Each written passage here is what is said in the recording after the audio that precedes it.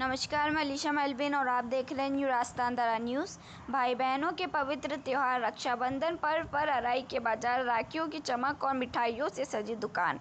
अराई रक्षाबंधन के पर्व को लेकर अराई के बाजारों में रौनक लौट आई। बस स्टैंड, सदर बाजार, अस्पताल रोड, पंचमुखी चौराहा स्थित बाजार में सजे राखियों की दुकानों पर बहन ने अपने भाई की कलाई पर रक्षा सूत्र बांधने के लिए राखियां खरीद रही है। मिठाइयों की दुकानों से पूरा क्षेत्र रक्षाबंधन पर्व पर भाई बहनों का पवित्र त्योहार के रंग में रंग गया है। रंग बिरंगी राखियों की चमक, मिठाइयों की खुशबू और ग्राहकों की भीड़ ने माहौल में उत्सव का रंग भर दिया। शनिवार को रक्षाबंधन का त्योहार पूरे उत्साह और उमंग के साथ मनाया जाएगा।